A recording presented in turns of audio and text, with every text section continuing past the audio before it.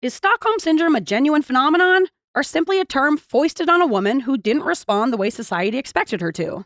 This is the question posed by author Rebecca Armitage in her article, Is Stockholm Syndrome a Myth? And one we're attempting to answer this episode.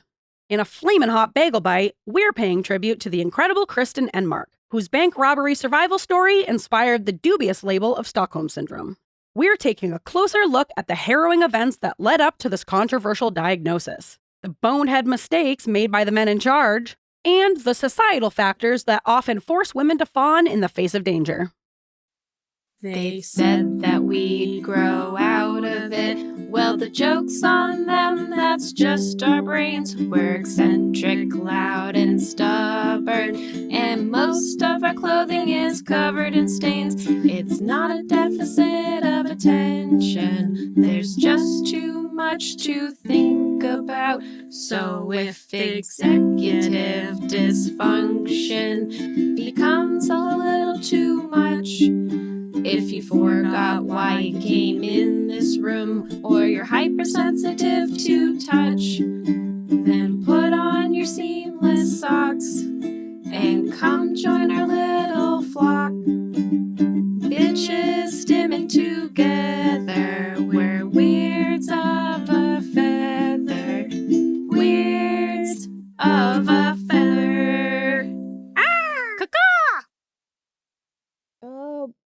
Welcome to Weirds of a Feather. Yes. An AuDHD-Adjacent podcast. I'm your host, Kristin Stanhope. And I'm your host, Grace Beret. Look at you taking over the this. introductions of the podcast. Look at that. Every once in a while, I get it right. You don't even need me anymore. I most certainly do, I'll see myself out. All right, to kick this thing off, Kristin, I know we're already pretty toasty, but I'm so toasty. Crank it up another notch. Yeah, cranker. And I've got a warm-up question for you. Yeah. All right. Yesterday, we had a girls' day at your house. Mm-hmm. You had us over for Girls' Day plus Christopher. Yeah, girls' day. He's a honorary girl. He was walking around in high heels for a little bit. So, girls' day. He looked good. Yeah. I'm not going to lie. He's got great calves. He seemed like a natural in him, you know? He walks better in heels than I do. Yeah. That's not saying much, but he genuinely does. Yeah. It's better than I do, certainly. He's strutting his stuff. Yeah. He's a natural. So we hung out in your trash pool. Yep. Gracie and I drove up together. Yeah. We were getting ready to leave for the end of the day. Mm-hmm. Gracie went to give you a big old hug. Yeah. I advocated for you in that moment. Thank you. And I said, Kristin would actually probably prefer it if we didn't hug her. So instead, because I am not as averse to hugs as you are, Gracie and I engaged in a surrogate hug is what we called it. And we hugged each other and we both looked at you and we said, pretend this is you. We patted each other on the back a bunch and we were like hugging. And we said, pretend this is you, Kristin, pretend this is a hug for you. But we just did it to each other. We didn't touch you. What'd you think about that? Did you like it? Was it bad? Good? What are your thoughts on a surrogate hug? Well, it wasn't just you were like yelling and shouting. And so there's a lot of like, do you like this? Is this better? We're hugging for you. So I think because of the way it was, I would just have preferred a hug.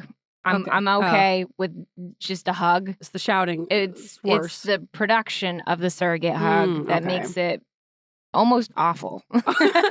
One could say quite terrible. Right. All right. It was borderline traumatic. It was loud, yeah. It was a lot of loud. It was shouting. I'm glad you guys had a great time. We had a lot of fun doing it. Yeah. It was a good time for us. I'm glad you came up all the way up to the dirty loo. Yeah.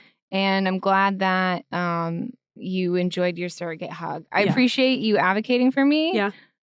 All right, what about a surrogate hug without all the shouting? What about a quiet surrogate hug where we're hugging each other, but we're both looking, we don't even have to make eye contact with you, but we both look in your direction and we mouth like, this is for you. You know?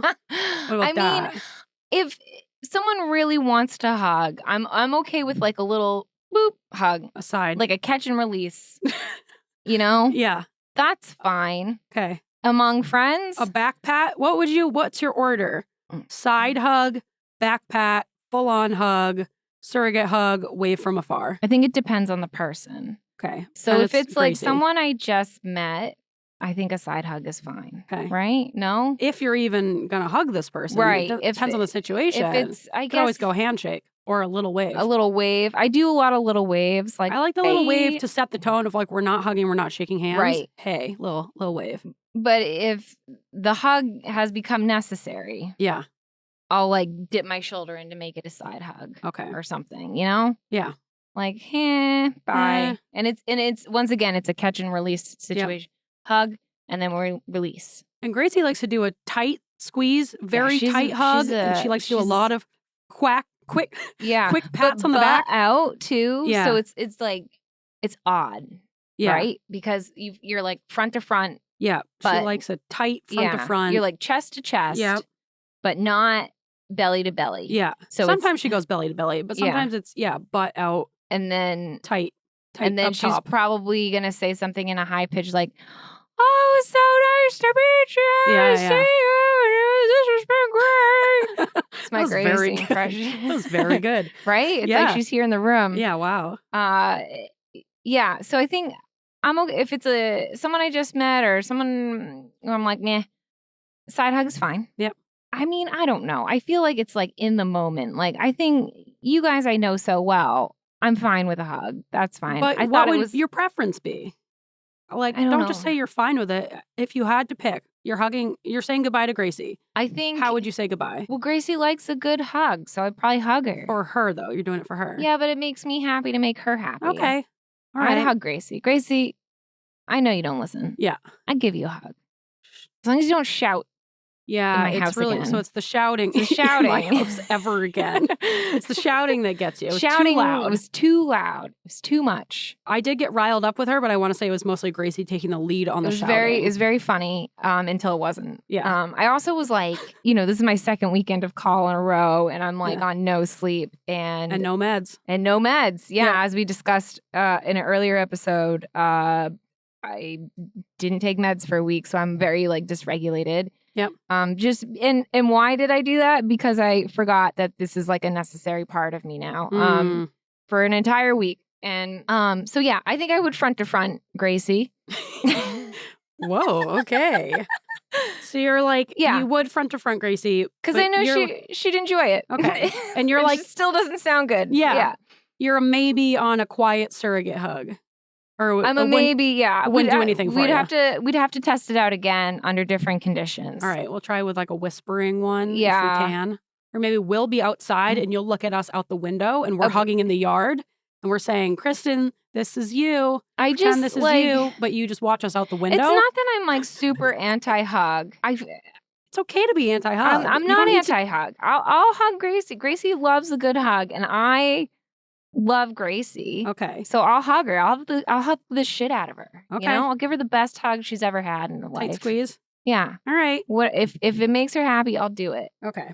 You and I both don't like physical contact. Yeah, it wouldn't do anything for me. I'd give you a salute if anything. Okay. I like a firm salute. A little salute. Okay. See you later, Captain. Yeah, I like that. Yeah. Yeah, or a little wave from afar. Yeah, I like that. But Gracie, she's a different breed, you know? You're right. Yeah, I'm fine with hugging Gracie. Yeah, and I think it's because she likes it so much. Yeah. She really likes to touch us. Really, which is fine. Yeah. Someone's got to. Someone's got to. But I guess and I've definitely become better about hugs because Christopher has now taught my whole family how to hug. Wow. That's quite the feat. Because he's a hugger. Yes, he is. And the first day he met my parents, he hugged my dad, which it's hard to imagine. I don't think I've hugged my dad like that ever. I've never hugged your dad. We're like in the car driving home. He's like, I gave your dad a big hug on the way home when we were saying goodbye. And I'm like, what? You what? But now everybody's hugging. You know, all the Stanhopes. He started it.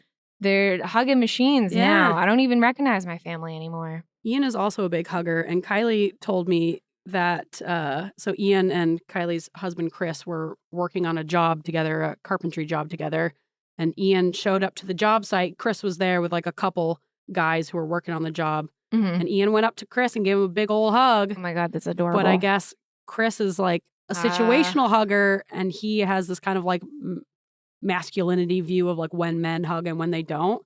And so he was like a little like taken aback by Ian just like, what's up, buddy? Giving him a big hug like in front of all these other men. It's so funny because Ian's such like a big, like he looks tough even though he's a giant teddy bear. He's got tattoos. He's tall. Yeah, tall Rudd. He's a tall red. So I also love that men are obsessed with your husband. They love They him. love him. Men have I've never always met a had man who crushes doesn't on Ian. Yeah. who hasn't had a man crush on Ian. Yeah, well, I don't blame him. Yeah. It's crush-worthy. Yeah. All right, well, I'm glad we kind of had a long discussion about that surrogate hug situation. Yeah, if you want a surrogate hug or you're interested in this whole ordeal, send me an email at weirdsofeather@gmail.com or DM me if Instagram's easier. Sure. Yeah. Whatever you need. Yeah. Would you surrogate hugs? Would you want a surrogate hug? Is this a business idea? Oh, yeah. Or we make videos for people. Not you and I. You could have like a puppet come out with like puppet arms. We'll have to discuss this in a later segment. Yeah. Businesses, someone should start. Maybe us. Gracie Surrogate could be hugger. our like main surrogate She's hugger. our mascot. She would love it. She hugs everybody. Yeah, that's perfect. All right. I think we got something here. We got something cooking. Let us know if you want a surrogate hug from Gracie. Yeah. All right. Well, without further ado, since we got a bagel bite and we should probably get cooking, should we get into those little plishes? Yeah. All right. Ready? Little plishes. All right, Kristin, what did you plish? I got up earlier today. I hear that word drawn out. Why? Earlier than I would usually do on a day like today. On a recording day. What time? I got up at like 6:30. That's pretty impressive. Yeah. Earlier than I got You up. said to get here early, and I did. You did. You did a good job. Yeah. Then we spent 3 hours fiddling with our mics. Kind of fucked up a little bit, but yeah. No, we're here. We did it. We figured it out, and we're moving on. I'm proud of you. Thank you. Grace. Yes? What did you plish? I have been doing a really great job of keeping the ketchup stocked up in our house. I always have like a little pantry. Is this an issue? Yeah, I just hate running out of ketchup so much. Like it's to the point How often do you use ketchup? All the time. Oh, really? I'm very condiment reliant when it comes to eating foods. Like if I have a quesadilla but no sour cream, I won't eat the quesadilla. Really? Yes. I need the condiment to me is the meal. Like it's what completes the meal. And it's just not the right ratio of like moistness to food, without the condiment. So if I were eating French fries or a burger, or I'm obviously making sloppy joes, I make a lot of ground turkey sloppy joes. That takes a lot of ketchup in the sauce. So, Ian and I are both bad at keeping things stocked up, and we would run out of ketchup, have no more ketchup. So I've actually been doing a really good job of buying backup ketchups and keeping them in the pantry. Ketchup. And so many times, I've run out of ketchup and be like, oh, damn it, I'm out of ketchup. Go to the pantry, boom, there's another bottle. Ketchup. Nice. Boom, ketchup. Interesting. And every time I'm really proud of myself. And I make sure I celebrate myself because it sounds like a little thing. But it's like when you really need ketchup and you're out of ketchup, that sucks. I always forget that condiments are an option. I always forget that condiments don't last forever. Like I just cleaned out our fridge the other day, another little plish, where I was throwing condiments away that had expired like over a year ago. I just assume, you don't even think about them. I just assume they'll be fine. They'll be fine. They'll be fine. Until they're not. They're not fine. No, I'm like chomping on dry chicken and I always forget like, I could put ketchup on it and make it better. Duh. Or some sort of, eating some sort of dumpling and then you're like, oh, I forgot sriracha was a thing, I don't know. I never have that problem. I always think about condiments. I always forget it's an option. And then Christopher's like, oh, you want some ketchup? And I'm like, yes. Oh, yeah, ketchup. I forgot that existed. You and Ian are so similar in such weird ways. I just forget that it's a thing that we could do. I'm all about the condiments. Yeah.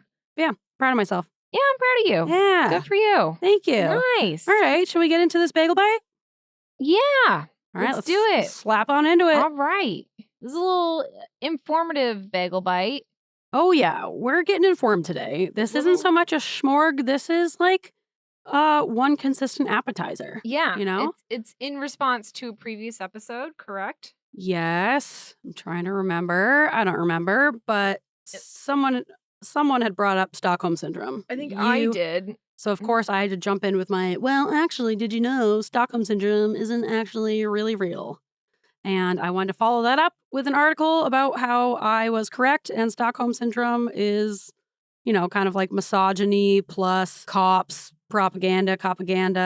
Yeah, I'll get into it. All right. I'm excited to hear about it. Yeah, I'm excited to tell you. I'm like legit very excited to do this episode.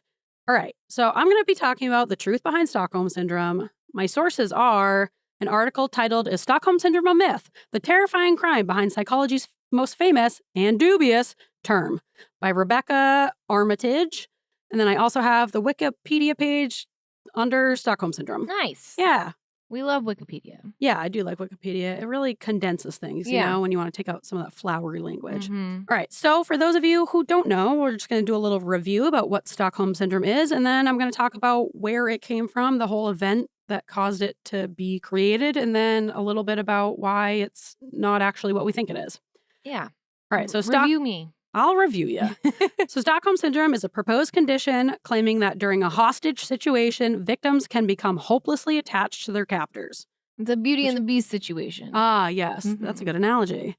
So it's supposed to result from a rather specific set of circumstances, like the power imbalances contained in hostage-taking, kidnapping, and abusive relationships.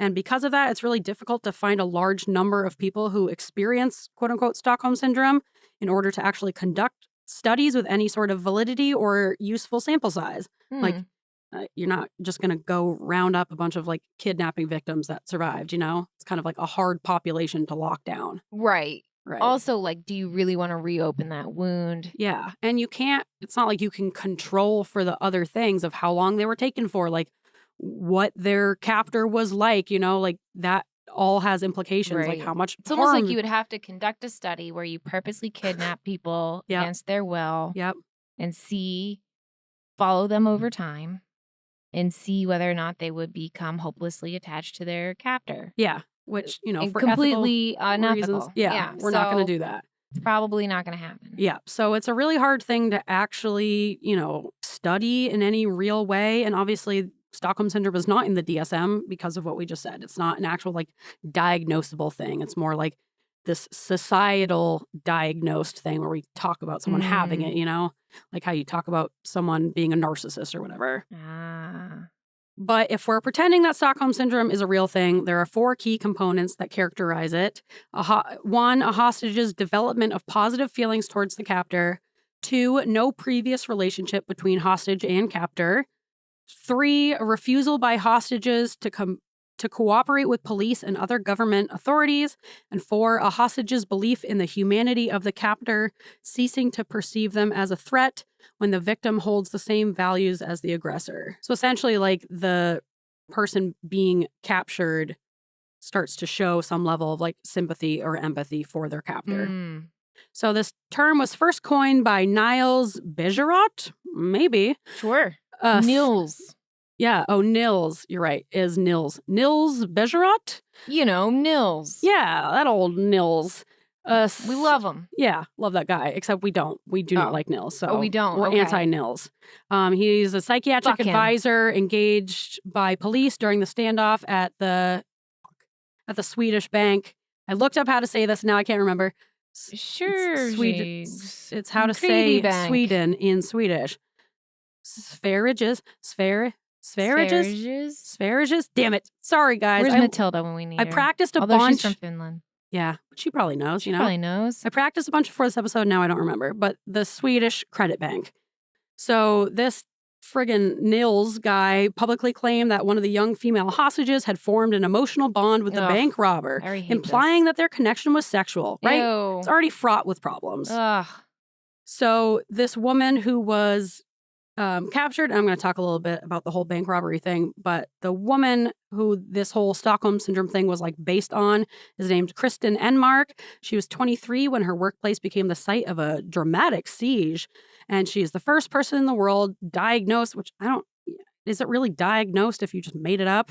But diagnosed, quote unquote, with Stockholm Syndrome. Kristin has spent her life maintaining that she felt no affinity for her captor and only did what it took to stay alive, which, like, duh. Especially as women, we learn how to fawn in order to keep ourselves safe. Right. So I bet if you look at the statistics of, who's, like, diagnosed with Stockholm Syndrome, it's mostly women. I bet. And not just because This sounds like a man who's never interacted with a woman before. And who doesn't understand what women have to do in order to stay safe from men. When did this happen? This happened in 1973. Ugh.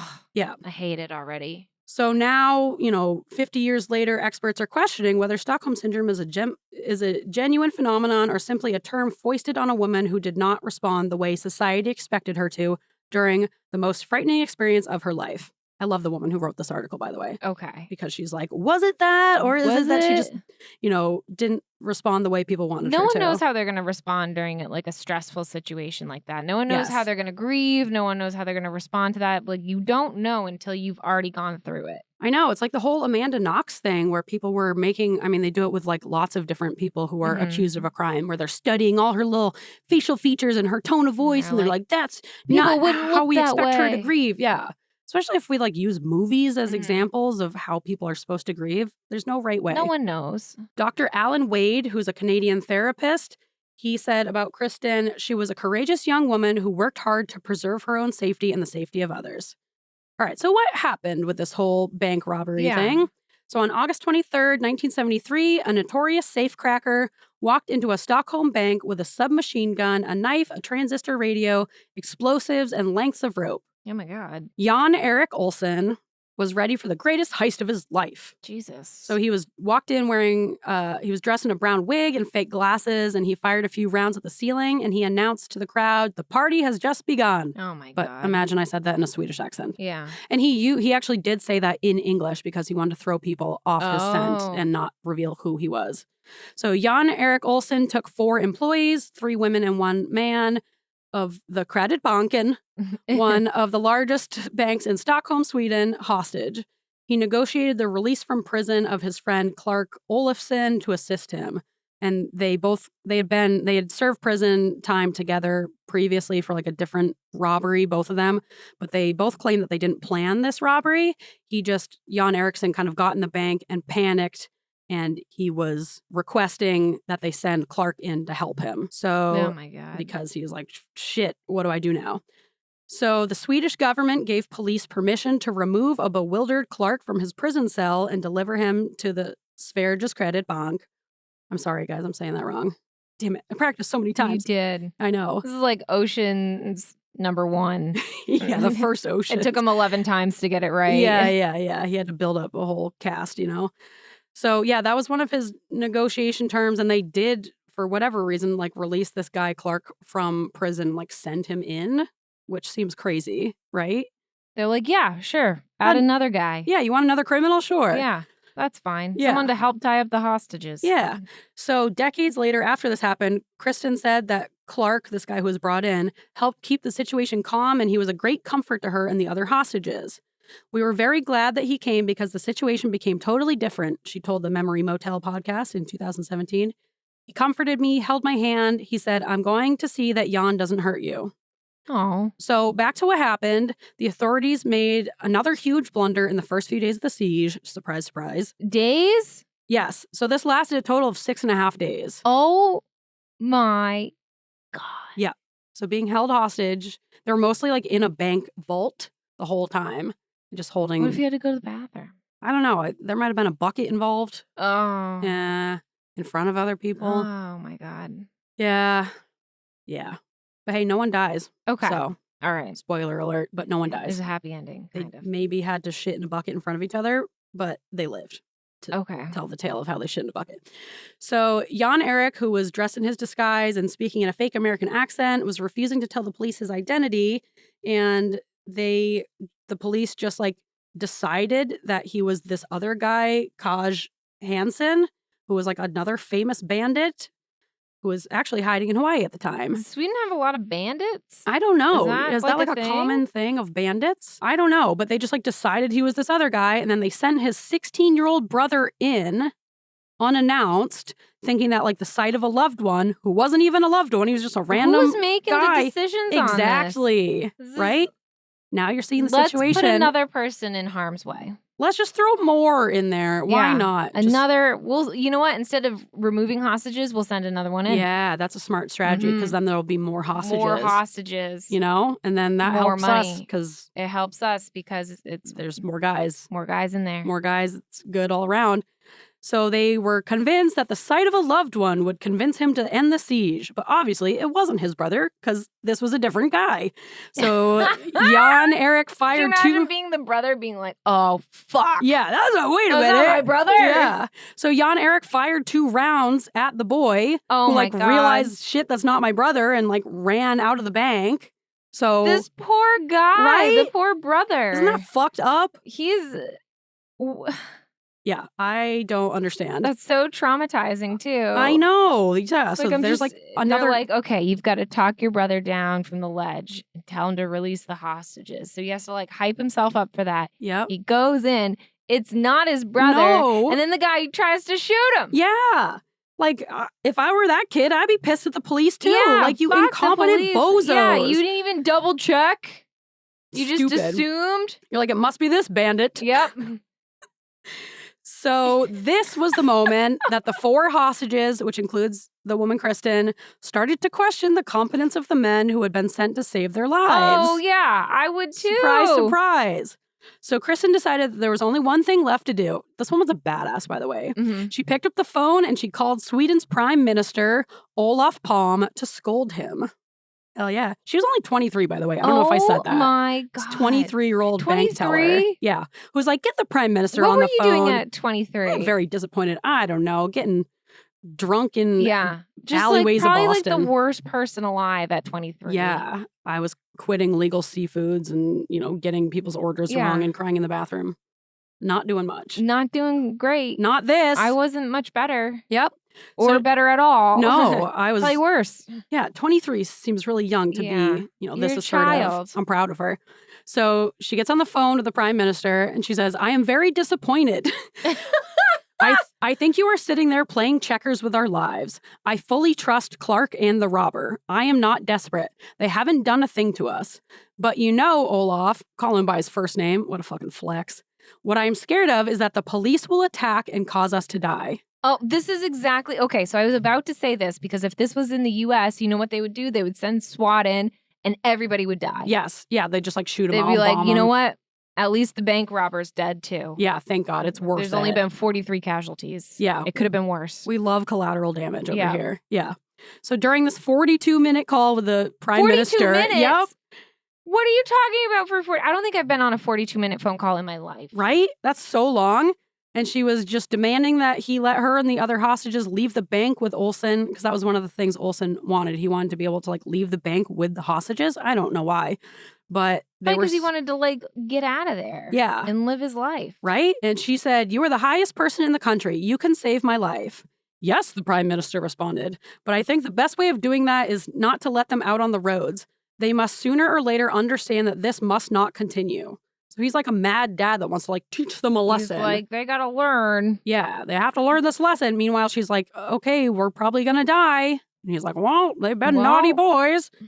Yeah, so at least they've learned something out of this. That's what matters, even if you're dead. So at one point, Kristin became frustrated and told Palme that he should appoint her the prime minister for the evening so she could be in control of her own destiny. And he said, that can't be done, while laughing.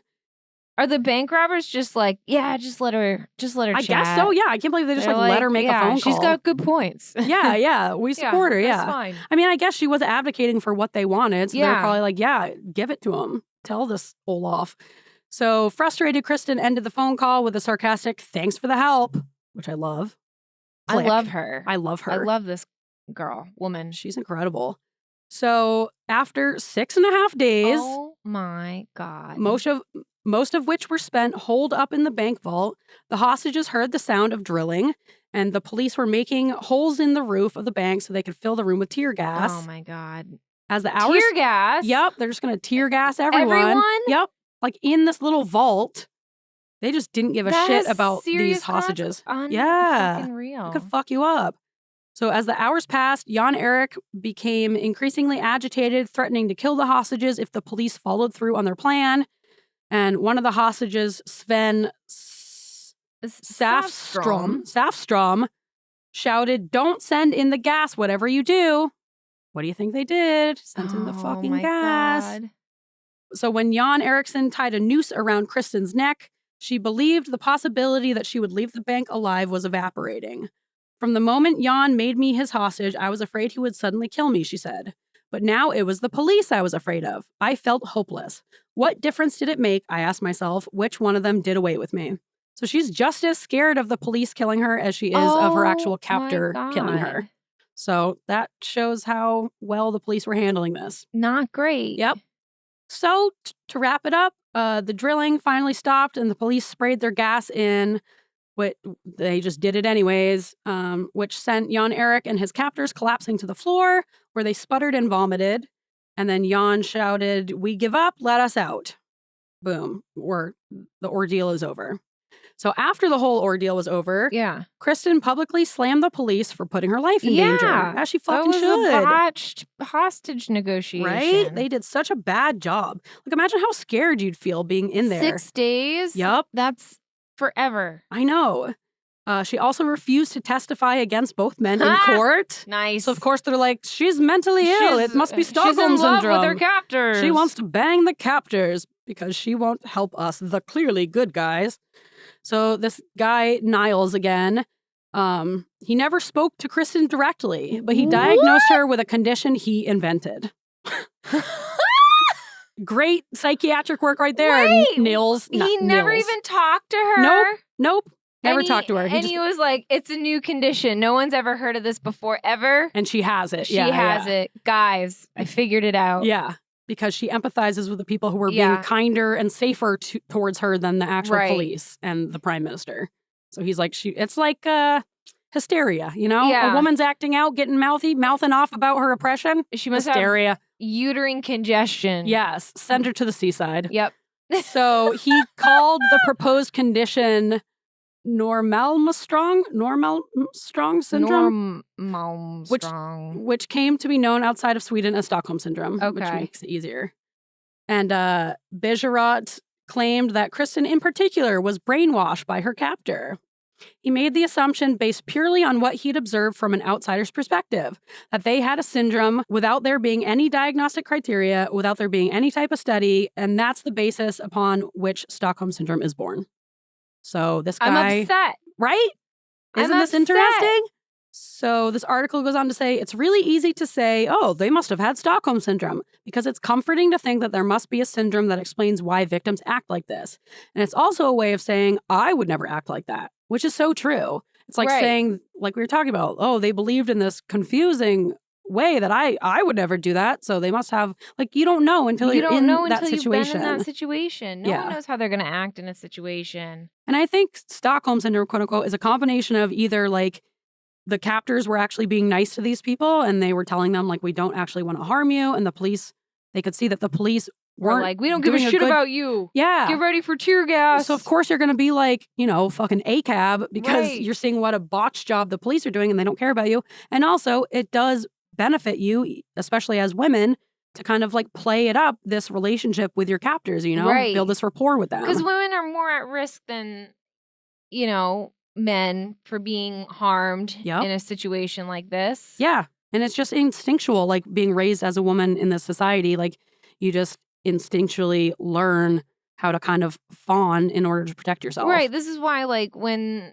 someone's catcalling you on the street, a lot of women choose not to be like, shut the fuck up, you fucking bitch. Yeah. Because this is how you get, like, stabbed. Yeah. It can be dangerous for us to confront like them. The nicer option. Yes, exactly. Yeah. So Jan Eriksson himself said, they made it really hard to kill. They made us go on living together day after day like goats in that filth. The filth probably being their shit buckets. There was nothing to do but get to know each other.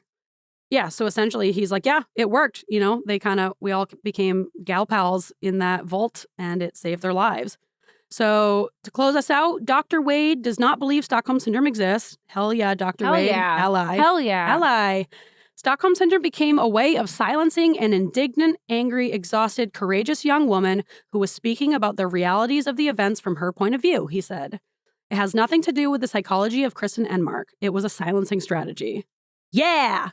To close us out, for decades after the siege, Kristin worried that she had done something wrong during her 6-day ordeal in that vault. But as she grew older, she changed her mind. The ideal hostage is a woman who keeps her mouth shut and thinks that the police are going to protect her, she said. And when someone pops up like me, who says the opposite, you have to call it being unhealthy, insane, instead of looking at what the police did. Now in her 70s, Kristin has nothing but admiration for her 23-year-old self. When they write things in the paper, I couldn't care less, she said. I know my story. I know my truth. Oh my God. Give me chills. Ah. Yeah, I got goosebumps. I know. She's such a badass. What a incredible person. Right?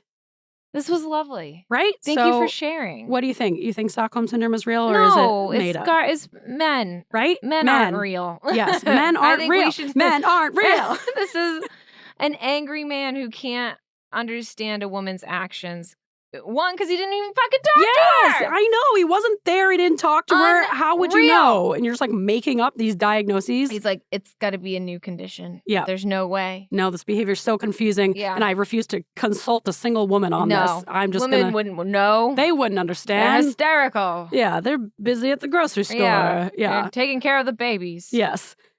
Yeah. So now do you see why I get so passionate when Stockholm Syndrome is brought up? And now I just created a bunch of little monsters because you guys can go out in the world and whenever someone brings up Stockholm Syndrome, you can pull out, actually, and let them know about this incredible woman, Kristin, because she's such a badass. It sucks that was named after her. Right. It totally minimized her experience with the police. Right. Way to not take accountability for what they did, well, you know? At least they didn't name it Kristin Syndrome or something. Yeah, crazy Kristin Syndrome. Crazy Kristin Syndrome. Yeah, so that's it. That's my bagel bite. Hope you enjoyed. Hope you learned something. Yeah. If you have any thoughts or feelings, email us at weirdsofeather@gmail.com. Yep. If you have other situations like this or terminology that we use in society where you have your own, actually, that's based on a lie, let me know. I would do lots of bagel bites like this. I love these types of topics. So, you can email me. You can DM us on Instagram at Weirds of a Feather. You can join our Facebook group. You can check out our website at weirdsofafeather.com. You can check out merch. You can donate to us to keep this horse train running at ko-fi.com/weirdsofafeather. And I think that's it, right? That is it. We got to get out of here. We got to get out of here. Woo!